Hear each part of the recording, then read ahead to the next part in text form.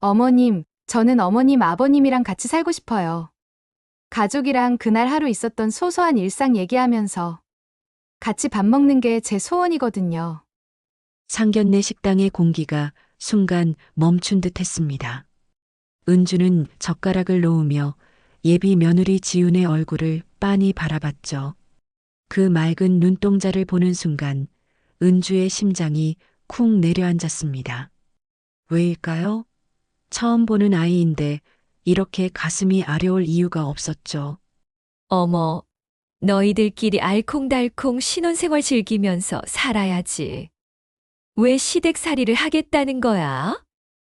은주가 농담 섞인 목소리로 말했습니다. 그리고 난 며느리 눈치 보면서 살고 싶지 않은데. 하지만 말과 달리 은주의 표정은 부드러웠고 테이블 아래 숨긴 손은 미세하게 떨리고 있었어요. 아이고, 우리 지훈이가 집에 들어와서 살면 얼마나 좋겠어요. 그동안 도윤이 녀석 과묵해서 집안이 적적했는데 지훈이가 오면 딸 같은 수다 소리 들을 수 있겠네요. 남편 상우가 환하게 웃으며 말했습니다. 은주도 결국 미소를 지었죠. 그래요. 사실 우리도 딸이 있었으면 좋겠다 싶었는데. 도연이 수줍게 웃으며 지훈의 손을 잡으려는 순간 식당 문이 거칠게 열렸습니다. 아니, 결혼하려면 혼자 알아서 조용히 할 것이지 뭘 우리 보고 오라가라야? 주차하는 데만 30분 걸렸네. 중년 여성의 짜증 섞인 목소리가 들렸죠. 지훈의 얼굴이 순간 하얗게 질렸습니다. 어머니, 아버지.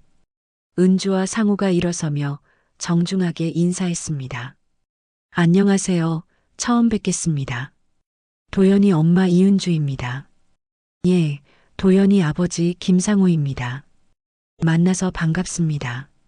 하지만 지훈의 부모는 건성으로 고개만 끄덕였어요. 지훈의 어머니가 자리에 털썩 앉으며 심드렁하게 말했습니다.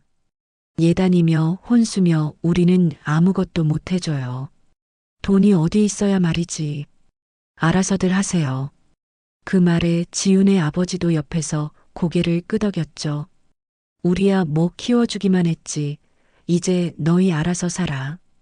그 차가운 말투에 지훈의 어깨가 움츠러들었고 은주는 그 모습을 보며 가슴이 찢어지는 것 같았습니다. 그런데 그 순간 지훈 어머니의 시선이 은주의 목걸이에서 멈췄어요. 순금의 다이아몬드가 박힌 고급 브랜드 제품이었죠. 그 다음 상호의 손목 시계를 훑어봤습니다. 명품 시계였어요. 지훈 어머니의 눈빛이 순간 반짝였습니다.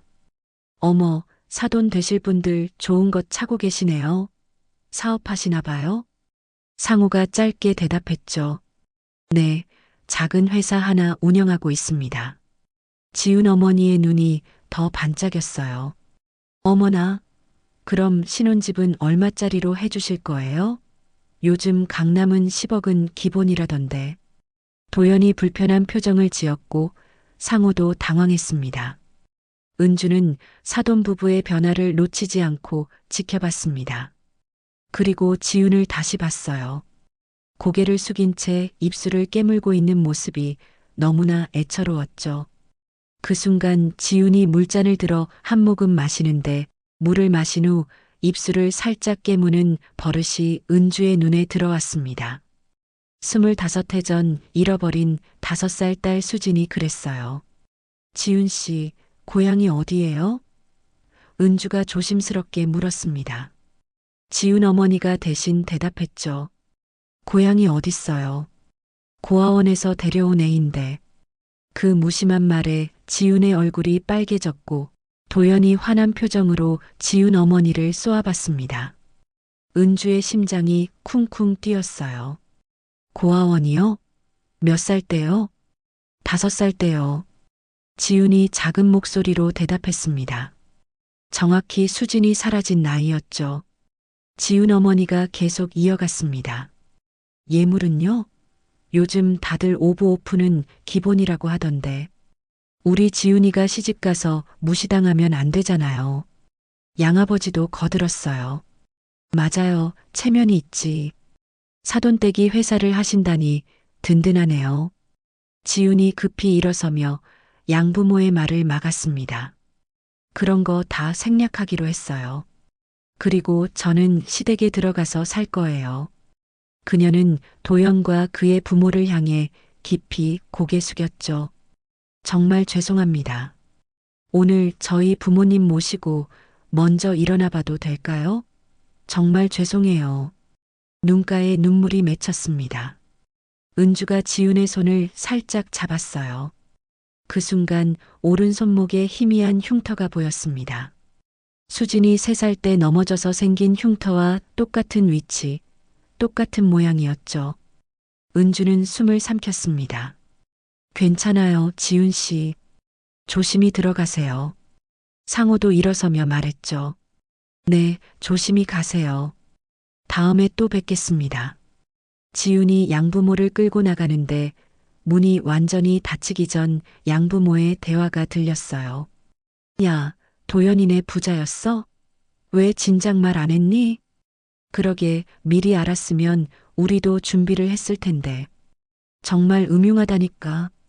그 말에 지훈이 더 빨리 걸음을 옮겼고 은주는 주먹을 꽉 쥐었습니다. 식당에 남은 3사람은 한동안 말이 없었어요. 도연이 먼저 입을 열었죠. 어머니, 아버지, 죄송합니다. 지훈이가 많이 상처받았을 거예요. 상호가 아들 어깨를 두드렸습니다. 너희가 뭐가 미안해. 오히려 지훈이가 안쓰러워. 은주는 아무 말 없이 문 쪽을 바라봤어요. 마치 25년 전 시장에서 사라진 수진을 보낸 것처럼 가슴이 먹먹했죠. 어머니, 괜찮으세요? 도연이 걱정스럽게 물었고 은주는 고개를 돌렸습니다. 지훈이, 혹시 어릴 때 기억이 있다고 한 적 있니? 도연이 고개를 저었어요. 거의 없대요. 가끔 꿈에 엄마 목소리 같은 게 들린다고는 했지만 은주의 눈가가 붉어졌습니다. 엄마 목소리라니 혹시 그게 자신의 목소리는 아니었을까요? 집으로 돌아오는 차 안에서 은주는 계속 지훈의 손목에 있던 흉터를 떠올렸습니다. 그리고 물잔을 들 때의 버릇, 고개를 기울이며 웃는 각도, 심지어 작은 목소리로 말할 때의 억양까지 모든 게 수진과 닮았어요. 아니, 닮은 정도가 아니라 똑같았죠. 여보, 지훈이 양부모 참 별로네. 상호가 한숨을 쉬었고 은주는 조용히 말했습니다. 그 애가 우리 수진이 같아. 상호가 놀라 옆을 봤죠. 여보, 무슨 소리야? 또 그런 생각하는 거야? 아니야, 그냥 너무 닮았어. 손목에 흉터까지. 은주는 눈물을 닦으며 창밖을 봤습니다. 25년 만에 희망이 생긴 것 같았어요. 그날 밤 은주는 다락방에서 먼지 쌓인 앨범을 꺼냈습니다. 사진 속 5살 수진의 얼굴과 오늘 본 지훈의 얼굴이 놀라울 정도로 닮았어요. 특히 웃을 때 나타나는 보조개 위치까지 정확히 일치했죠. 은주는 사진을 가슴에 꼭 안고 울었습니다. 수진아, 내가 맞니? 창밖으로 달빛이 비쳤고 마치 하늘이 대답하는 것 같았어요. 어머님, 국간 좀 봐주세요. 결혼한 지 2달, 지훈은 새벽 5시에 일어나 부엌에서 된장찌개를 끓이고 있었습니다. 은주가 잠옷 차림으로 부엌에 들어서자 깜짝 놀랐죠. 아이고, 지훈아. 또 이렇게 일찍 일어났니? 저는 가족이랑 아침 먹는 게 너무 좋아요. 지훈이 환하게 웃으며 국자를 건넸습니다. 은주가 한 숟가락 떠서 맛을 보는데 지훈도 옆에서 따라 한 입 떴어요. 아, 뜨거워. 순간 코를 찡긋하며 혀를 살짝 내미는 모습에 은주의 손이 멈췄습니다. 25년 전 어린 수진도 뜨거운 걸 먹을 때 똑같이 코를 찡긋했었죠. 그 작은 버릇, 그 미세한 표정까지 너무나 똑같아서 은주는 숨이 막혔습니다. 이 맛 어디서 배웠니? 은주가 떨리는 목소리로 물었어요. 지훈이 고개를 갸웃거렸습니다. 아, 그냥요. 어릴 때 엄마가 끓여주던 국이 이런 맛이었던 것 같아요. 근데 신기한 게 어머님이 해주신 음식들이 다 제가 어릴 때 먹던 그 맛이에요. 은주는 억지로 웃었지만 눈빛은 흔들렸습니다. 어릴 때라니. 양어머니가 해준 거 아니야? 지훈이 쓴웃음을 지었어요. 양어머니는 요리를 잘 안 하셔서 거의 라면만 끓여 먹었어요. 그보다 더 어릴 때 5살 전 기억인 것 같은데 정확하진 않아요. 도연이 하품하며 부엌으로 들어왔습니다. 벌써 일어났어? 좀 더 자지. 상우도 따라 들어왔죠. 우리 며느리가 또 이렇게 일찍 일어나서 고생하네. 가족이 둘러앉아 아침을 먹기 시작했습니다. 은주는 지훈이 밥을 먹는 모습을 가만히 지켜봤어요. 국을 먼저 한 숟가락 떠먹고 밥을 먹고 반찬을 집는 순서가 자신과 똑같았죠. 지훈아, 맛있니? 상우가 물었고 지훈이 밝게 대답했어요. 네, 아버님. 이렇게 가족이 모여서 밥 먹는 게 제일 맛있어요. 그 말에 은주의 가슴이 찡했습니다. 아침 식사를 마치고 남자들이 출근한 후 은주와 지훈은 거실을 정리했습니다. 지훈이 청소하며 콧노래를 부르는데 그 멜로디가 익숙했어요. 곰 3마리를 부르는데 중간중간 가사를 바꿔 부르고 있었죠. 아기 곰은 너무 귀여워. 엄마 곰은 너무 예뻐요. 수진도 어릴 때 그렇게 개사해서 불렀던 기억이 났습니다. 은주는 떨리는 목소리로 물었어요. 그 노래 어디서 배웠어? 모르겠어요. 그냥 어릴 때부터 이렇게 불렀던 것 같아요. 지훈이 웃었지만 은주는 웃을 수 없었습니다. 점심 준비를 하면서 지훈이 물을 썰고 있었어요. 나박 썰기를 하는데 특이하게 모서리를 살짝 둥글게 깎는 버릇이 있었죠. 은주만의 독특한 썰기 방법이었는데 지훈이 배운 적도 없이 똑같이 하고 있었습니다. 지훈아, 못 써는 법 누가 가르쳐 줬어? 아니요, 그냥 이렇게 하면 예뻐 보여서요. 왜요? 이상한가요? 은주는 고개를 저었습니다. 그리고 지훈의 오른손목을 봤어요. 칼을 잡을 때마다 보이는 그 희미한 흉터. 길이도 모양도 위치도 수진의 것과 정확히 일치했죠. 오후에 은주가 앨범을 정리하고 있었습니다. 일부러 거실 테이블에 펼쳐놓고 있었죠. 지훈이 차를 가져오다가 사진을 봤어요. 어머님, 이 사진들. 우리 가족 사진이야. 은주가 조심스럽게 한 장을 가리켰습니다. 4살 수진이 웃고 있는 사진이었죠. 지훈이 사진을 들여다보더니 이상한 표정을 지었어요. 왜? 이 아이 얼굴이 낯익지? 어머님, 이 아이 누구예요? 아, 옛날 친척 아이야. 은주가 둘러댔지만 지훈은 계속 사진을 바라봤습니다. 이상해요. 가슴이 막 답답해지는 느낌이. 저녁을 준비하면서 지훈이 된장찌개를 다시 끓였어요. 어머님, 이번엔 제대로 됐나요? 은주가 맛을 보는 순간 눈물이 날 뻔했습니다. 이 맛은 자신이 수진에게 끓여주던 바로 그 맛이었어요. 농도, 간, 재료 비율까지 완벽하게 똑같았죠. 맛있어. 정말 맛있어. 은주가 말했고 지훈이 환하게 웃었습니다. 다행이에요. 사실 계속 이 맛을 찾고 있었어요. 머릿속에 있는 어떤 맛인데 어머님 된장찌개가 딱 그 맛이에요. 저녁 식사 때 도연이 물었습니다. 지훈아, 요즘 행복해? 너무 행복해요. 진짜 가족이 생긴 것 같아서. 그 말에 은주가 물었어요. 양부모님은 가족 아니었어?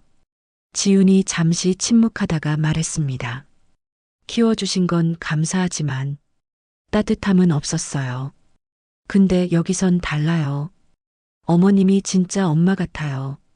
그날 밤 은주는 다락방에서 오래된 앨범을 꺼냈습니다. 수진의 사진을 한 장 한 장 넘기며 비교했어요. 웃는 모습, 코를 찡긋하는 버릇, 고개를 기울이는 각도, 모든 게 지훈과 똑같았습니다. 그리고 마지막 사진, 수진의 오른손목에 붕대가 감긴 사진. 바로 그 흉터가 생긴 날이었죠. 은주는 사진을 가슴에 안고 울었습니다. 창밖으로 달이 밝게 떠올랐고 은주는 확신했습니다. 하지만 아직은 증거가 필요했어요. 기회가 되면 지훈이 모르게 머리카락 한 올을 가져가야겠다고 결심했죠. 침실로 돌아온 은주에게 상우가 물었습니다. 또 수진이 생각했어? 응. 지훈이가 자꾸 수진이 같아. 그럴 수도 있어. 하지만 확실하게 알아봐야지. 은주는 고개를 끄덕였습니다. 응, 조만간 확인해 볼게. 이번엔 정말일 것 같아. 이야기가 계속 이어가기 전에 부탁드립니다. 구독과 좋아요는 무료입니다. 여러분의 작은 응원이 앞으로 더 많은 이야기로 보답드릴 수 있는 힘이 됩니다. 며칠째 지훈은 초조한 모습이었습니다.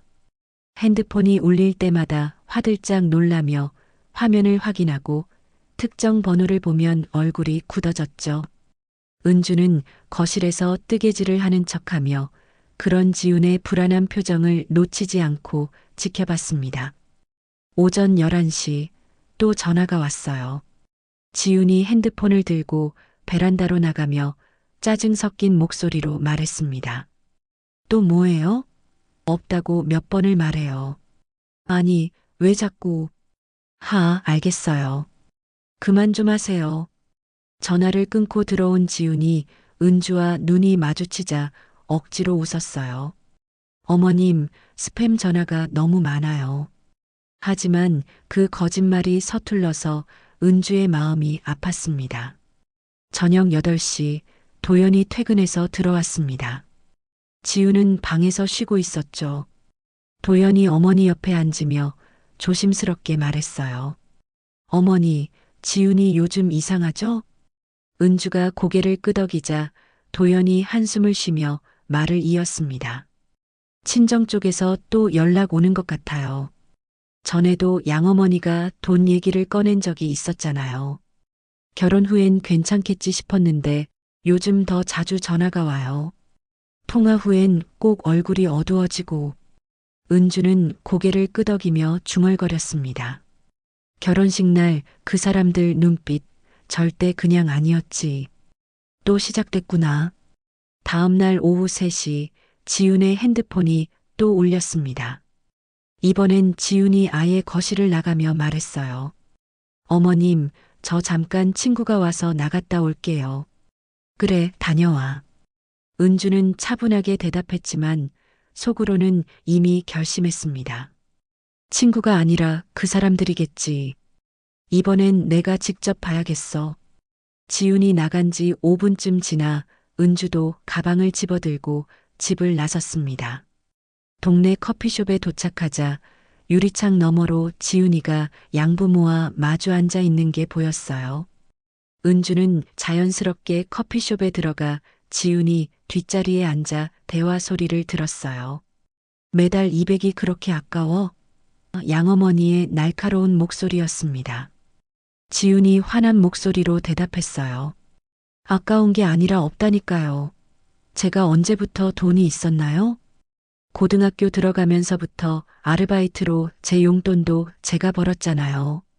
그래도 우리가 키웠잖아. 양아버지가 소리쳤습니다. 키웠다고요? 지훈이 비웃었어요. 눈비 피할 창고방 하나 내주신 거 말고 뭘 해주셨는데요? 친자식 생기고 나서는 저를 투명인간 취급했잖아요. 밥도 따로 먹으라고 했고. 그래도 밥은 먹여줬잖아. 양어머니가 테이블을 쳤습니다. 고등학교 이후로는 제가 사 먹었어요. 대학도 제가 휴학하면서 학비 벌어서 다녔고요. 오히려 제가 생활비 보탰잖아요. 맡겨놨냐고요? 양육비 받으신 것도 아니면서. 은주는 놀랐습니다. 지훈이 이렇게 강하게 나올 줄 몰랐어요. 하지만 양부모는 뻔뻔했습니다. 그럼 중학교까지는 우리가 키웠잖아. 그것도 돈이야. 양어머니가 억지를 부렸어요. 그래서 제가 고등학교 때부터 생활비 드렸잖아요. 이미 다 갚았어요. 앞으로 연락하지 마세요. 정말 지긋지긋해요. 지훈이 일어서려 했습니다. 그때 양어머니가 지훈의 팔을 잡았어요. 야, 내가 지금 잘 살게 됐으니까 그런 소리 하는 거지? 우리 아니었으면 고아원에서 어떻게 컸을지 알아? 고아원이 나았을 것 같은데요? 지훈이 팔을 뿌리쳤어요. 적어도 거기선 차별은 안 받았을 테니까. 인연이 진짜. 양아버지가 화를 냈지만 지훈은 동요하지 않았습니다. 됐어요. 더 할 말 없으니까 앞으로 연락하지 마세요. 한 번 더 연락하면 경찰에 신고할 거예요. 지훈이 돌아서려는데 양어머니가 마지막 카드를 꺼냈습니다. 그래. 그럼 우리가 내 시댁 찾아가서 다 얘기할게. 내가 어떤 애였는지 고아원에서 온 거 모르시지? 창고방에서 자랐다는 것도? 지훈이 멈춰섰어요. 뭐라고요? 내 시어머니한테 가서 다 털어놓을 거야. 며느리가 고아 출신이라는 걸 알면 어떤 표정 지을까? 양어머니가 비열하게 웃었습니다. 어머님은 이미 다 알고 계세요. 지훈이 떨리는 목소리로 말했지만 양부모는 믿지 않았어요. 그럼 더 쉽네. 우리가 얼마나 힘들게 키웠는지 하소연하면 되겠다. 불쌍한 친정 부모라고 동정받으면서 돈 좀 받아야지. 지훈의 얼굴이 창백해졌습니다. 그런 짓 하면 뭐 어쩔 건데? 우리도 먹고 살아야지. 다음 주까지 200만 원 준비해. 안 그러면 진짜 찾아간다. 양부모가 일어나 나갔고 지훈은 그 자리에 주저앉았습니다. 강하게 맞섰지만 결국 시댁을 들먹이는 협박에는 무너진 거였어요. 은주는 주먹을 꽉 쥐었습니다.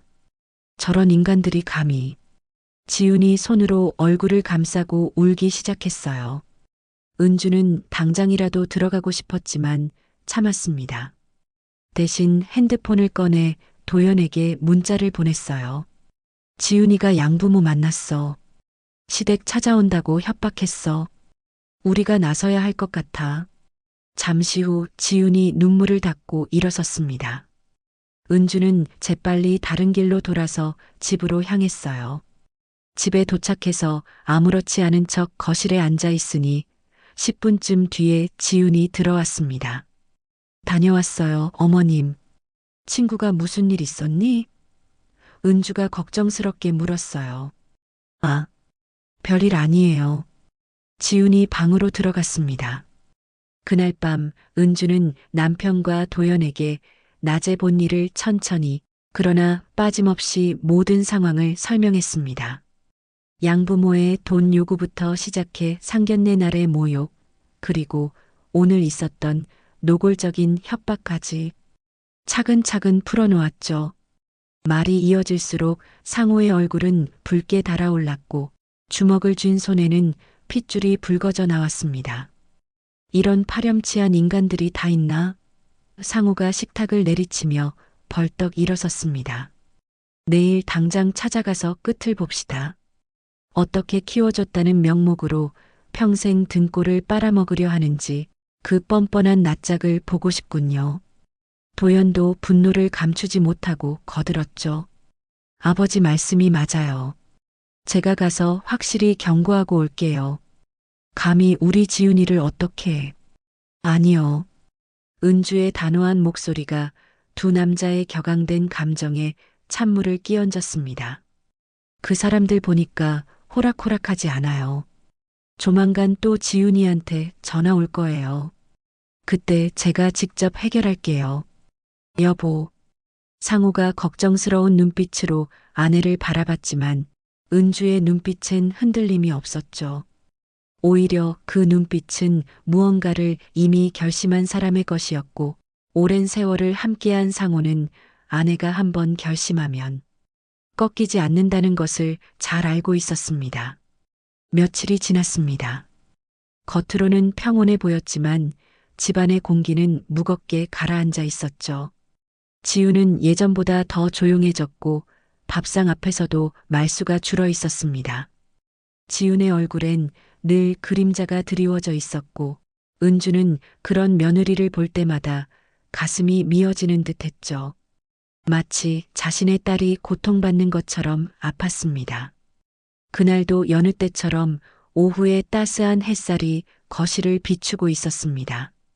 지훈이 소파에 앉아 핸드폰을 만지작거리며 불안한 듯 화면을 들여다보고 있을 때 갑자기 벨소리가 울렸죠. 화면을 본 지훈의 얼굴이 순간 굳어졌고 손가락이 미세하게 떨리기 시작했습니다. 지훈은 잠시 망설이다가 깊은 한숨과 함께 전화를 받았고 짧은 통화 후 무거운 발걸음으로 자리에서 일어났죠. 어머님, 잠깐 나갔다 올게요.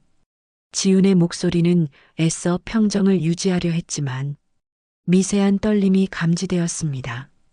은주는 잠시 지훈을 바라보다가 고개를 끄덕였죠.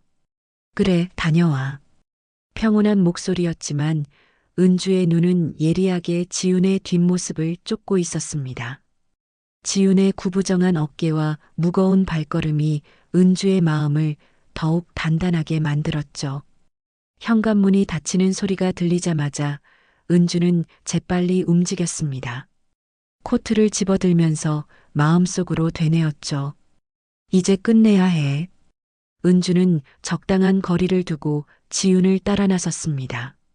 예상대로 지훈의 발걸음은 지난번과 같은 카페로 향하고 있었고 은주는 마치 사냥감을 쫓는 맹수처럼 조용히 그 뒤를 따랐죠. 카페 안 창가 쪽 같은 자리에 그들이 있었습니다. 지훈은 창백한 얼굴로 양부모 앞에 앉아 있었고 은주는 조금 떨어진 곳에서 잠시 상황을 지켜봤죠. 양부모의 태도는 지난번보다 더욱 거만해 보였고 마치 당연한 권리를 행사하는 것처럼 당당했습니다. 200만 원 가져왔겠지? 양어머니의 말투엔 지훈을 한낱 돈줄로만 여기는 천박함이 묻어났죠. 없다고 했잖아요.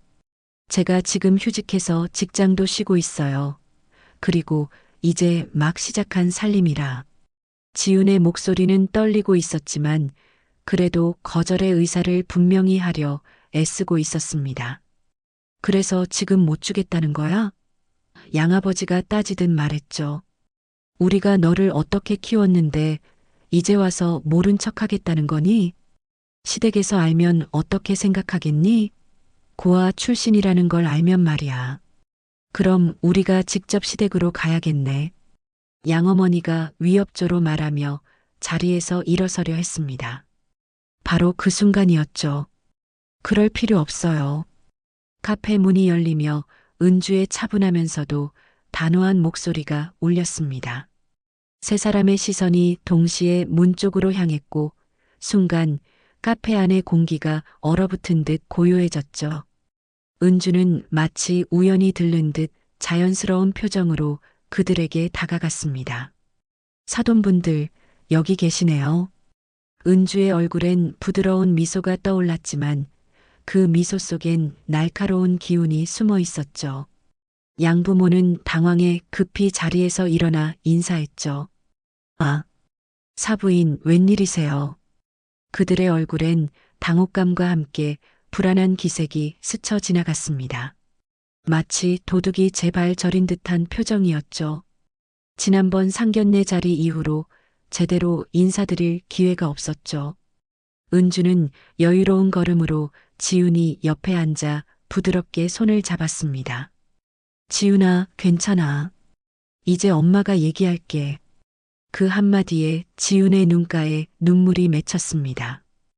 은주는 지훈의 차가운 손을 꼭 쥐며 따뜻한 온기를 전했고 천천히 양부모 맞은편에 앉았죠.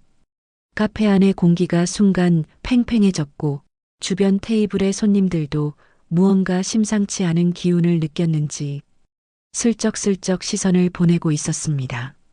지훈이한테 매달 돈을 요구하셨다죠? 은주의 목소리는 낮았지만 명확했습니다. 마치 법정에서 증언하는 듯한 차분함이었죠. 양어머니가 헛웃음을 지으며 변명하려 했습니다. 아니, 그게요.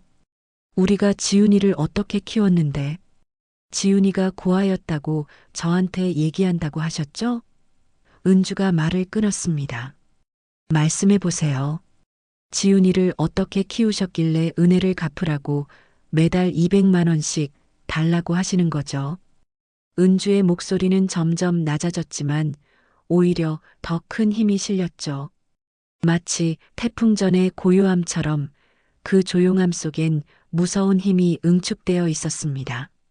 세상 어떤 부모가 키워줬으니 돈을 달라 요구를 할까요? 진정한 부모라면 자식의 행복을 먼저 생각해야 하는 거 아닌가요?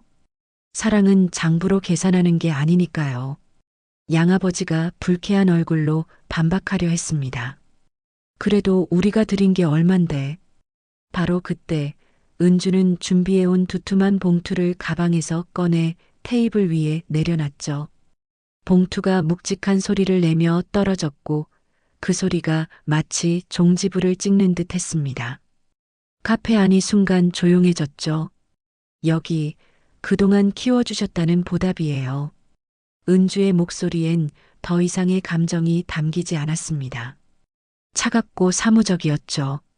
지훈이가 자라며 먹었던 밥과 입었던 옷과 학용품비, 병원비, 교통비까지 다 계산했습니다. 양부모의 얼굴이 굳어졌습니다. 그들은 봉투를 쳐다보며 말문이 막혔고 입술만 달싹거렸죠. 탐욕스러운 눈빛과 당황한 표정이 기묘하게 뒤섞여 있었습니다. 그런데 알아보니 두 분 정식으로 입양 절차를 밟으신 것도 아니시더군요. 은주의 목소리가 한층 차갑게 가라앉았습니다. 호적에도 없고 법적으로는 남남이에요. 부모도 아니신 분들이 금품을 요구하시면 그건 협박이고 공갈입니다. 양부모의 얼굴이 창백해졌습니다. 그래도 지훈이를 키워주신 건 인정합니다. 그래서 이렇게 정리해드리는 겁니다. 은주는 천천히 일어서며 단호하게 말했습니다. 이 돈으로 인연을 끝내세요. 앞으로 지훈이에게 연락하시면 저희 쪽에서 법적으로 대응하겠습니다. 협박죄, 공갈죄로 고소할 수 있다는 건 아시죠? 은주는 지훈의 손을 꼭 잡고 자리에서 일어나며 마지막으로 말했습니다. 사람 인연은 끝낼 때가 되면 깨끗이 끝내야 하는 법입니다. 오늘 이후로는 서로 남남으로 지내시죠. 그리고 지훈을 돌아보며 부드럽게 미소 지었습니다. 지훈아, 이제 집에 가자. 그 한마디에 지훈의 눈가에 눈물이 터져 나왔습니다. 집, 진짜 집이라고 불러주는 곳. 지훈에게는 평생 그리워했던 단어였죠. 카페를 나와 걸으면서 지훈은 더 이상 참지 못하고 눈물을 터뜨렸습니다. 지훈은 은주를 꼭 껴안으며 울먹였죠. 어머님, 정말 감사합니다. 저 혼자서는 절대 해결할 수 없었을 거예요. 은주는 지훈의 머리를 쓰다듬으며 조용히 속삭였습니다. 이제야 우리 지훈이를 제대로 지킨 것 같구나. 앞으로는 아무도 너를 함부로 대하지 못할 거야. 엄마가 있잖아. 둘은 서로를 부축하며 천천히 집으로 향했습니다. 은주의 마음속엔 묘한 성취감과 함께 따뜻함이 퍼져나갔죠. 진짜 가족이란 이런 것이구나. 피보다 진한 정으로 맺어진 관계란 이런 것이구나 하는 깨달음이 은주의 가슴을 가득 채웠습니다. 지훈은 은주의 손을 꼭 잡으며 생각했습니다. 평생 찾아 헤맸던 그 따뜻함이 바로 이거였구나. 누군가 내 편이 되어주고 나를 지켜주고 당당하게 우리 지훈이라고 불러주는 이 느낌. 이게 바로 엄마였구나. 지훈은 평생 처음으로 진짜 가족의 품에 안긴 것이었죠. 양부모와의 일이 정리된 지 며칠이 흘렀지만 은주의 마음은 오히려 더 복잡해졌습니다. 밤이면 잠을 이루지 못하고 지훈의 방문 앞을 서성이곤 했죠. 거실 소파에 앉아 지훈이 웃는 모습을 지켜보다가 그 웃음 속에서 수진의 얼굴이 겹쳐 보이면 가슴이 먹먹해졌습니다. 요즘 밤마다 잠도 못 자고. 무슨 일이요? 그게. 은주는 한숨을 쉬었습니다. 너무 닮았어요. 손짓 하나, 말투 하나까지 다 수진이 같아서 혹시라도, 정말 혹시라도 하는 생각이 자꾸 들어요. 상호는 아내의 손을 꼭 잡았습니다. 그럼 확인해 보는 게 어떻소? 계속 이렇게 괴로워하는 것보다는 확인하고 아니면 어쩌려고요. 은주의 목소리가 떨렸습니다. 그럼 더 힘들 것 같아요. 하지만 만약 맞다면? 상우가 조심스럽게 물었습니다. 그럼 25년 만에 딸을 찾는 거 아니오? 그날 밤 은주는 결심했습니다. 이 의문을 풀지 않고서는 평생 후회할 것 같았죠. 다음 날 아침 지훈이 운동하러 나가고 집에 은주 혼자 남았을 때 은주는 지훈의 방으로 들어갔습니다. 심장이 터질 듯 뛰었고 손이 떨렸죠. 세면대에 놓인 지훈의 칫솔을 보는 순간 은주는 한참을 그 자리에 서 있었습니다. 이걸 가져가는 순간 모든 게 달라질지도 모른다는 생각에 숨이 막혔어요. 하지만 은주는 떨리는 손으로 조심스럽게 칫솔을 비닐봉지에 담았습니다.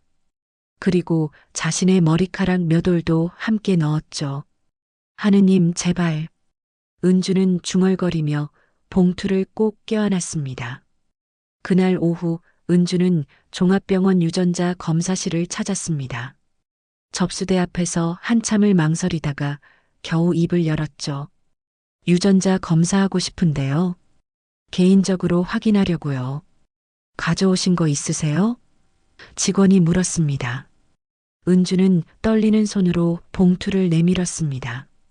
여기 있어요. 개인 확인용이시면 결과는 일주일 정도 걸립니다. 법적 효력은 없지만 정확도는 똑같아요. 일주일. 은주에게는 1년처럼 느껴지는 시간이었습니다. 그 기간 동안 은주는 지훈을 볼 때마다 가슴이 철렁했고 밥을 먹을 때도 음식이 목으로 넘어가지 않았어요. 지훈이 어머님 괜찮으세요? 라고 물으면 억지로 웃으며 그냥 좀 피곤해서라고 둘러댔죠. 도연도 어머니의 이상한 행동을 눈치챘습니다. 어머니, 요즘 많이 마른 것 같은데 무슨 일 있으세요? 아니야, 괜찮아. 은주는 고개를 저었지만 밤이면 베개를 적시며 울었습니다. 맞으면 어쩌지? 아니면 어쩌지? 두 가지 결과 모두가 두려웠어요. 일주일이 지난 어느 날 오후 병원에서 전화가 왔습니다. 검사 결과 나왔습니다. 직접 오셔서 받아가셔야 합니다. 은주는 손이 떨려 핸드폰을 떨어뜨릴 뻔했습니다. 상호에게 전화를 걸었죠. 여보, 결과 나왔대요. 지금 가오. 내가 같이 가겠소. 상호의 목소리도 떨리고 있었습니다. 병원 가는 길, 은주는 한마디도 하지 못했습니다. 차창 밖 풍경이 흐릿하게 보였고 시간이 멈춘 것 같았죠. 상호도 말없이 아내의 손을 꼭 잡고 있었습니다. 병원 검사실 앞에 도착했을 때 은주의 다리가 후들거렸습니다. 상호가 부축하지 않았다면 주저앉을 뻔했죠. 접수 창구에서 서류 봉투를 받아든 순간 은주의 심장이 터질 것 같았습니다. 여기서 볼까요? 아니면 밖으로 나갈까요? 상호가 물었습니다. 여기서. 은주는 떨리는 손으로 봉투를 뜯었습니다. 종이를 꺼내 펼치는데 글자들이 흔들려 보였어요. 눈물이 차올라 제대로 읽을 수가 없었죠. 상호가 서류를 가져가 읽기 시작했습니다. 그의 얼굴이 점점 굳어지더니 눈가가 붉어졌습니다. 여보, 이게... 상호의 목소리가 떨렸습니다. 뭐라고 써 있어요? 은주가 다급히 물었습니다. 유전자 일치율. 상호는 숨을 깊이 들이마셨습니다. 99.9% 생물학적 모녀관계로 확인됨. 그 순간 은주의 무릎이 꺾였습니다. 바닥에 주저앉으며 서리를 꼭 껴안았죠. 25년 동안 참아왔던 모든 감정이 한꺼번에 터져나왔습니다. 수진아, 우리 수진이. 은주는 목이 메어 더 이상 말을 잇지 못했습니다. 복도를 지나가던 사람들이 놀라 쳐다봤지만 은주는 아무것도 보이지 않았어요. 상호도 아내를 끌어안고 함께 울었습니다. 하늘이시여, 왜 이제야? 은주는 하늘을 올려다보며 울부짖었습니다. 25년이나. 왜 이렇게 오래 걸린 거예요? 집으로 돌아오는 차 안, 두 사람은 말이 없었습니다. 은주는 서리를 가슴에 꼭 안고 창밖만 바라봤죠. 모든 게 꿈만 같았습니다. 며느리로 들어온 아이가 함께 밥을 먹고 웃으며 지내던 그 아이가 25년 전 잃어버린 바로 그 딸이었다니. 집에 도착해서도 은주는 현관문을 열 수가 없었습니다. 문 안쪽에 지훈이 있다는 생각만으로도 가슴이 터질 것 같았어요. 이제 어떻게 해야 할까요? 당장 달려가서 안아주고 싶었지만 한편으로는 두려웠습니다. 지훈이 이 사실을 알면 어떤 반응을 보일까요? 그날 밤 은주는 지훈의 방문 앞에 앉아 한참을 울었습니다. 문 너머로 지훈이 잠든 숨소리가 들렸죠. 25년 동안 그리워했던 그 숨소리, 밤마다 꿈에 그리던 그 존재가 바로 저 문 안에 있었습니다. 수진아. 은주는 문에 이마를 대고 속삭였습니다. 엄마가 미안해. 내 손을 놓쳐서. 이제야 찾아서. 상우가 와서 은주를 조심스럽게 일으켰습니다. 여보, 일단 들어가서 생각해 봅시다. 어떻게 말할지. 침실로 돌아온 은주는 서류를 또 펼쳐봤습니다. 99.9% 틀림없는 친자관계. 25년을 찾아 헤맨 딸이 며느리로 돌아왔다는 기적. 하지만 이 진실을 말하면 지우는, 아니 수지는 어떻게 받아들일까요? 말해야 할까, 묻어야 할까? 은주는 밤새 잠을 이루지 못했습니다. 은주가 검사 결과를 받은 지 사흘이 지났습니다. 그동안 은주는 지훈을 마주볼 때마다 가슴이 터질 것 같았지만 차마 입을 열지 못했어요. 어떻게 말해야 할까요? 너는 내 며느리가 아니라 내 딸이야 라고 말하면 지훈은 믿을까요? 아니면 미쳤다고 생각할까요? 그날 오후 은주는 외출했습니다. 병원에 정기 검진을 받으러 간다고 했지만 사실은 정신을 좀 가다듬고 싶었어요. 집에는 지훈만 남아 있었죠. 지훈은 청소를 하다가 시어머니 방에 들어갔습니다. 먼지를 털고 이불을 정리하는데 화장대 위에 놓인 사진틀이 넘어져 있었어요. 사진을 바로 세우려다가 그만 화장대 서랍이 살짝 열렸습니다. 원래는 그냥 닫으려고 했는데 서랍 안에 보이는 병원 봉투가 눈에 들어왔죠. 병원 봉투? 어머님이 어디 아프신가? 지우는 걱정이 되어 봉투를 꺼냈습니다. 혹시 큰 병이라도 걸리신 건 아닐까 하는 마음에 봉투를 열었어요. 그런데 안에 든 서류를 보는 순간 지훈의 손이 멈췄습니다. 유전자 검사 결과서라는 제목이 보였고 그 아래 두 이름이 적혀 있었죠. 이은주 그리고 김지훈. 이게 뭐지? 지훈은 서류를 들여다봤습니다. 검사 일자는 일주일 전이었고 결과란에는 선명하게 적혀 있었습니다. 유전자 일치율 99.9%, 생물학적 모녀관계로 확인됨. 지훈의 머릿속이 하얘졌습니다. 모녀관계, 어머님과 나, 이게 무슨 소리죠? 심장이 미친 듯이 뛰기 시작했고 손이 떨려 서류를 제대로 잡을 수가 없었어요. 다시 한번 읽어봤지만 글자는 변하지 않았습니다. 이게 뭐야? 지훈은 중얼거리며 주저앉았습니다. 무릎에 힘이 풀려 그 자리에 털썩 앉아버렸죠. 며느리로 들어왔는데 딸이었다고?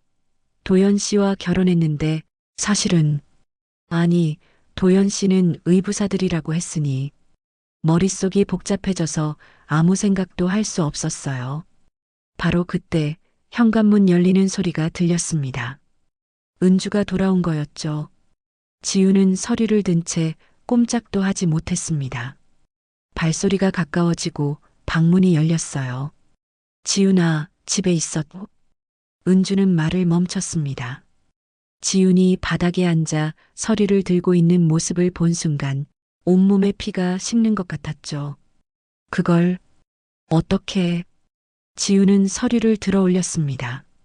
손이 너무 떨려서 종이가 바들바들 흔들렸어요. 입을 열려고 했지만 목소리가 나오지 않았습니다. 뭐라고 물어야 할지, 무슨 말을 해야 할지 알 수가 없었죠. 그저 서류만 들고 은주를 바라볼 뿐이었습니다. 지훈아. 은주는 천천히 다가와 지훈 옆에 무릎을 꿇고 앉았습니다. 내가 말하려고 했는데 이렇게 알게 될 줄은. 이게. 지훈의 목소리가 겨우 나왔습니다. 이게 뭐예요? 무슨 뜻이에요? 지훈아. 아니. 은주의 목소리가 떨렸습니다. 수진아. 수진. 이요? 지훈은 말문이 막혔습니다. 고개를 저으며 손을 내저었죠. 무슨 말씀을?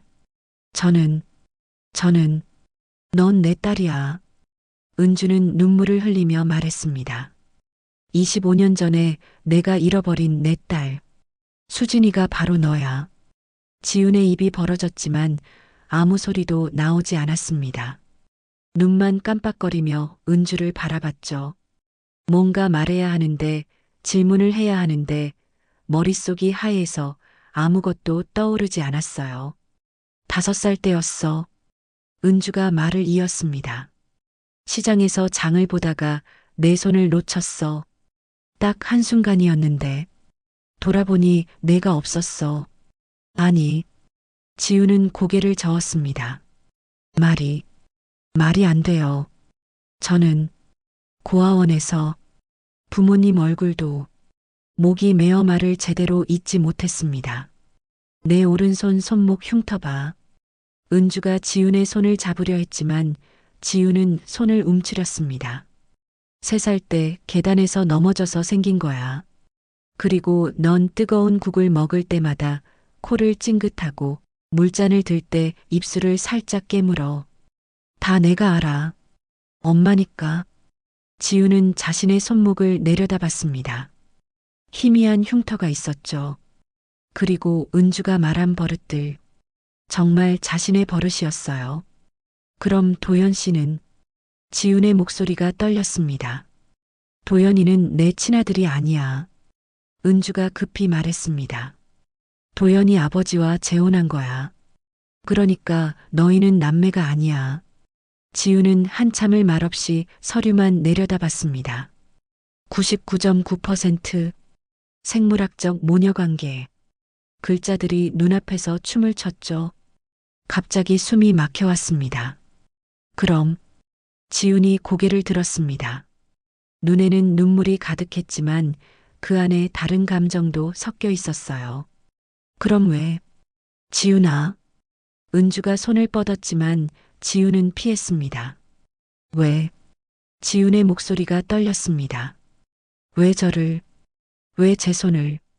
말이 끊겼습니다. 갑자기 터져 나오려는 감정들이 목을 막았어요. 25년 동안 혼자였던 외로움, 양부모 밑에서 차별받으며 자란 아픔, 진짜 엄마를 그리워하며 울었던 밤들. 그 모든 게 한꺼번에 밀려왔습니다. 지우는 서류를 꼭 쥐고 일어섰습니다. 방문을 열고 나가려다가 멈춰 섰어요. 뒤돌아보지도 않고 떨리는 목소리로 말했습니다. 시간 좀 주세요. 생각 좀 할 시간. 그리고 자신의 방으로 들어가 문을 닫았습니다. 은주는 그 자리에 무릎 꿇은 채 주저앉아 소리 없이 울었죠. 방 안에서도 지훈의 흐느끼는 소리가 들렸습니다. 25년 만에 다시 만난 모녀. 하지만 기쁨보다는 아픔이 먼저였습니다. 밤이 깊었습니다.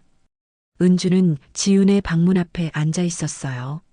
안에서 들리던 흐느끼는 소리가 멈춘 지 한참이 지났지만 은주는 자리를 뜰 수가 없었습니다. 상호가 와서 일단 쉬다가 내일 얘기하자고 했지만 은주는 고개를 저었죠. 새벽 2시가 넘어서야 방문이 열렸습니다. 지훈이 붉게 부은 눈으로 나왔어요. 은주를 보자 잠시 멈칫했지만 곧 거실로 걸어갔습니다. 은주도 따라 일어났죠. 거실 소파에 마주 앉은 두 사람은 한참을 말이 없었습니다. 지훈은 무릎 위에 놓은 손을 꼭 쥐고 있었고 은주는 떨리는 손으로 차를 따랐어요. 물어볼 게 있어요. 지훈이 먼저 입을 열었습니다. 목소리는 차갑게 가라앉아 있었죠. 왜 날 버리신 거예요? 은주의 가슴이 철렁 내려앉았습니다. 지훈아, 난 너를. 수진이잖아요. 제 이름은.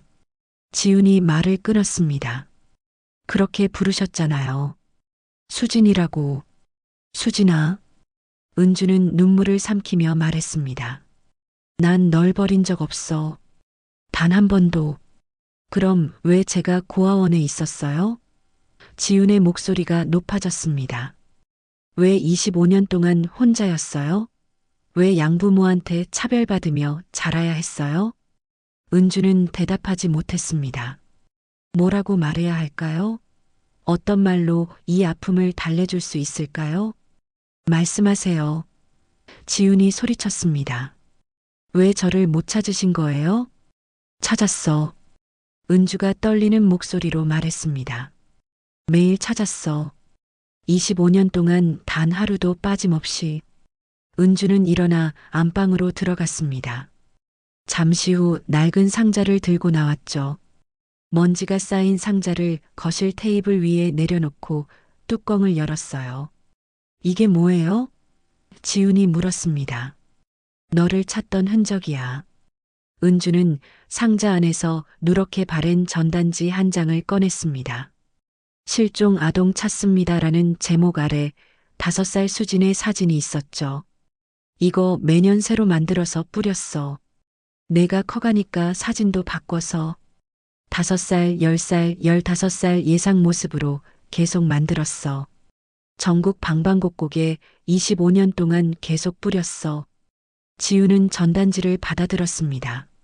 사진 속 아이는 빨간 원피스를 입고 환하게 웃고 있었어요. 시장에서 장을 보고 있었어. 은주가 말을 이었습니다. 복숭아를 고르느라 잠깐, 정말 잠깐 내 손을 놓았는데 돌아보니 내가 없었어. 미친 듯이 찾아다녔지. 경찰에 신고하고 방송에도 나가고 전단지 뿌리고. 은주는 상자에서 또 다른 것들을 꺼냈습니다. 오래된 신문 기사 스크랩, 방송국 출연 확인증, 그리고 작은 신발 한 켤레. 이건 내가 신고 있던 신발이야. 은주는 신발을 쓰다듬었습니다. 그날 시장에서 하나만 발견했어. 나머지 하나는 끝내 못 찾았지. 지훈의 눈에서 눈물이 떨어졌습니다. 여기 이것도 봐. 은주는 색연필로 그린 그림 한 장을 꺼냈습니다. 내가 4살 때 그린 거야. 엄마 얼굴이래. 나는 이걸 매일 봤어. 너를 꼭 찾을 거라고, 절대 포기하지 않겠다고 다짐하면서. 지훈은 그림을 보며 입술을 깨물었습니다. 서툰 선으로 그려진 여자 얼굴과 엄마 좋아라는 글씨가 삐뚤빼뚤 적혀 있었죠. 전국을 다 돌아다녔어. 은주의 목소리가 떨렸습니다. 고아원마다 찾아갔고 경찰서도 수없이 갔어. 실종 아동센터에도 매년 찾아가서 혹시 소식 없냐고 물었어. 하지만 너는 어디에도 없었어. 왜요? 지훈이 울먹이며 물었습니다. 왜 저를 못 찾으신 거예요? 모르겠어. 은주가 고개를 저었습니다. 아마 너를 데려간 사람이 신원을 숨긴 것 같아. 그래서 내가 아무리 찾아도 흔적이 없었어. 지훈은 고개를 떨구었습니다. 25년 동안 품었던 원망이 조금씩 녹아내렸어요. 엄마도 나를 찾았구나. 나를 버린 게 아니었구나. 나도. 지훈이 떨리는 목소리로 말했습니다. 나도 엄마를 찾았어요. 은주가 지훈을 바라봤습니다. 고아원에 있을 때 지훈은 눈물을 흘리며 말했습니다. 엄마가 너무 보고 싶었어요. 밤마다 꿈에 나오는데 얼굴은 안 보이고 목소리만 들렸어요. 따뜻한 목소리였어요. 수진아. 은주의 목소리도 떨렸습니다. 낯선 여자만 봐도 따라갔어요. 지훈이 오열하기 시작했습니다. 혹시 엄마일까봐. 뒷모습이 비슷하면 뛰어가서 쫓아갔어요. 근데 돌아보면 다 다른 사람이었어요. 은주는 더 이상 참을 수 없었습니다. 지훈을 꼭 껴안았죠. 미안해, 미안해. 엄마가 정말 미안해. 엄마. 지훈은 은주의 품에서 울었습니다. 제가 엄마를 못 찾아서 미안해요. 제가 손을 꼭 잡고 있었어야 했는데. 아니야, 내 잘못이 아니야. 은주는 지훈의 머리를 쓰다듬었습니다. 엄마 잘못이야. 내 손을 놓친 게 엄마 잘못이야. 둘은 한참을 끌어안고 울었습니다. 25년 동안 쌓인 그리움과 아픔이 눈물로 쏟아져 나왔죠. 한참 후 지훈이 고개를 들었습니다.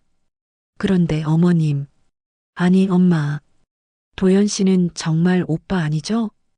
응, 도연이는 내 친아들이 아니야. 은주가 확실하게 말했습니다. 도연이 아버지와 재혼한 거야. 너를 잃고 나서 너무 힘들었어. 그때 도연이 아버지를 만났고 도연이가 나한테 큰 위로가 됐어. 하지만 도연이는 내 핏줄이 아니야. 지우는 안도의 한숨을 내쉬었습니다. 다행이에요. 만약 오빠였으면. 걱정 마. 은주는 지훈의 얼굴을 두 손으로 감싸며 말했습니다. 넌 도연이 아내고 내 딸이야. 하늘이 우리를 이렇게 만나게 해준 거야. 엄마. 지훈이 다시 은주를 껴안았습니다. 이제 다시는 떨어지지 않을 거죠? 응, 다시는 놓지 않을게. 은주는 지훈을 꼭 안으며 약속했습니다. 이제 됐다. 우리 수진이 찾았으니까 평생 곁에 있을게. 25년 만에 엄마와 딸은 진짜로 만났습니다. 더 이상 며느리와 시어머니가 아니라 진짜 엄마와 딸로. 그 다음 날 도연은 하루 종일 일이 손에 잡히지 않았습니다. 어젯밤 새벽까지 울고 있던 지훈의 얼굴이 자꾸 떠올랐어요. 붉게 부은 눈, 창백한 얼굴, 그리고 아무 말도 하지 않던 그 침묵. 무슨 일 있어? 라고 물어도 지훈은 고개만 저었죠. 괜찮아. 그냥 좀 피곤해서라고만 했지만 도연은 알 수 있었습니다. 뭔가 큰 일이 있었다는 걸. 오전 회의 중에도 상사가 부르는 소리가 들리지 않았고 점심도 제대로 먹지 못했습니다. 핸드폰을 들고 지훈에게 전화를 걸까 말까 수없이 망설였지만 결국 누르지 못했어요. 혹시 더 힘들게 하는 건 아닐까 하는 걱정 때문이었죠. 퇴근 시간이 되자마자 도연은 회사를 박차고 나왔습니다. 차를 몰고 집으로 향하는 내내 가슴이 두근거렸어요. 지훈이 괜찮을까? 혹시 집을 나간 건 아닐까? 온갖 불길한 생각들이 머릿속을 가득 채웠습니다. 현관문을 열고 들어서는 순간 거실에서 들리는 소리에 도연은 멈춰 섰습니다. 누군가 울고 있었어요. 아니, 여러 명이 울고 있었습니다. 도연은 급히 신발을 벗고 거실로 뛰어들어갔죠. 거실 소파에 어머니 은주와 아내 지훈이 서로를 껴안고 울고 있었습니다. 옆에는 아버지 상호도 앉아 있었고 그의 눈가도 붉었어요. 테이블 위에는 낡은 상자가 펼쳐져 있었고 누렇게 바랜 전단지와 작은 신발, 그림 같은 것들이 흩어져 있었습니다. 무슨 일이에요? 도연이 다급히 물었습니다. 왜 다들 우시는 거예요? 은주와 지우는 도연을 보고는 더 크게 울음을 터뜨렸습니다. 도연은 당황해서 아버지를 바라봤죠. 상호는 한숨을 쉬며 도연에게 손짓했습니다. 도연아, 앉아라. 할 얘기가 있다. 도연은 불안한 마음으로 소파에 앉았습니다. 상호는 천천히 입을 열었어요. 도연아, 지훈이가 내 어머니 친딸이야. 네. 도연은 귀를 의심했습니다. 무슨 말씀이세요? 유전자 검사 결과가 나왔어. 상호가 테이블 위에 서류를 가리켰습니다. 지훈이는 25년 전에 어머니가 잃어버린 딸 수진이야. 도연은 서류를 집어들었습니다. 유전자 일치율 99.9%, 생물학적 모녀관계로 확인됨. 글자들이 눈앞에서 흔들렸어요. 이게 무슨... 도연은 지훈을 바라봤습니다. 지훈아, 이게 사실이야? 지훈은 눈물을 흘리며 고개를 끄덕였습니다. 응, 저도 어제 알았어. 그럼... 도연은 어머니를 바라봤습니다. 어머니가 25년 동안 찾으시던 딸이 우리 지훈이었던 거예요? 은주가 눈물을 흘리며 고개를 끄덕였습니다. 도연은 잠시 말없이 생각에 잠겼습니다. 며느리로 들어온 아내가 사실은 어머니의 잃어버린 딸이었다니. 이런 기적 같은 일이 있을까요? 하지만 도연은 곧 이해했습니다. 어머니가 왜 처음부터 지훈에게 그토록 애정을 보였는지, 왜 그렇게 지훈을 아꼈는지. 어머니, 도연이 입을 열었습니다. 모두의 시선이 도연에게 향했죠. 축하드려요. 25년 만에 딸을 찾으셨네요. 은주는 눈물을 닦으며 고개를 끄덕였습니다. 그리고 도연은 일어서서 은주 앞에 섰습니다. 전 이제 아들 대신 사위로 남을게요. 도연아? 은주의 목소리가 떨렸습니다. 어머니가 저를 아들처럼 키워주신 거 평생 잊지 않을게요. 하지만 이제 진짜 딸이 돌아왔잖아요. 그러니까 지훈이 많이 사랑해주세요. 저는 어머니 사랑 이미 충분히 받았어요. 은주는 더 이상 참지 못하고 도연을 껴안았습니다. 고맙다, 도연아. 정말 고맙다. 상호도 일어나 두 사람에게 다가왔습니다. 야, 나도 끼워줘. 상호는 은주와 도연을 함께 안았고 지훈도 일어나 그 안으로 들어왔죠. 네 사람은 서로를 꼭 껴안고 울었습니다. 한참 후 상호가 웃으며 말했습니다. 이제 우리 집에도 딸이 생겼네. 나 딸바보 좀 해도 되겠지? 아버님, 너무 심하게는 하지 마세요. 도연이 웃으며 말했습니다. 안 돼. 나 딸 처음 생겨본 거야. 실컷 딸바보 할 거야. 상호가 지훈의 머리를 쓰다듬었습니다. 우리 딸 앞으로 하고 싶은 거 다 해. 아빠가 다 해줄게. 지훈은 눈물을 흘리며 상호를 껴안았습니다. 아버지, 고마워요. 그날 밤은 그렇게 눈물과 웃음이 뒤섞인 채로 깊어갔습니다. 며칠이 흐른 어느 저녁 가족이 함께 식탁에 둘러앉았습니다. 지훈이 정성껏 준비한 저녁상이 펼쳐졌고 그 위로 구수한 된장찌개 냄새가 퍼졌어요. 자, 다들 먹어요. 지훈이 국그릇을 돌리며 말했습니다. 상호가 한 숟가락 떠서 맛을 보고는 엄지를 치켜 세웠습니다. 역시 우리 딸 요리 솜씨는 최고야. 아버지, 엄마한테 배운 거예요. 지훈이 수줍게 웃었습니다. 은주는 국을 한 숟가락 떠서 천천히 맛봤습니다. 그리고 눈을 감았어요. 25년 전 어린 수진에게 끓여주던 바로 그 맛이었습니다. 이제야 진짜 엄마 밥을 먹네요. 지훈이 환하게 웃으며 말했습니다. 은주는 눈시울을 붉히며 지훈의 손을 잡았습니다. 이 맛이 그리웠구나. 엄마도 내가 이렇게 잘 만들 줄 몰랐어. 엄마가 어릴 때 가르쳐 줬잖아요. 제가 기억하진 못했지만 몸이 기억했나 봐요. 도연이 웃으며 말했습니다. 그럼 우리 아이들한테도 이 맛을 물려줘야겠네. 아이들? 지훈이 얼굴을 붉혔습니다. 당연하지. 손주 빨리 보고 싶은데. 상호가 웃으며 거들었습니다. 가족들의 웃음소리가 식탁 위로 퍼졌습니다. 창밖으로는 봄바람이 불어와 벚꽃잎이 하늘거리며 떨어졌어요. 마치 하늘이 축복해주는 것처럼. 하늘은 가끔 잔인하게 사람을 멀어지게 하지만 결국엔 다시 만나게 합니다. 피가 아닌 마음이, 운명이 아닌 인연이 진짜 가족을 만들어주는 거죠. 25년의 긴 이별 끝에 엄마와 딸은 며느리와 시어머니라는 이름으로 다시 만났습니다. 그리고 이제는 진짜 이름으로 엄마와 딸로 함께 살아갈 겁니다. 오늘도 함께 해주셔서 감사합니다. 여러분의 작은 관심 하나하나가 모여 더 많은 감동적인 이야기를 만들어 갑니다. 구독과 좋아요로 응원해 주세요.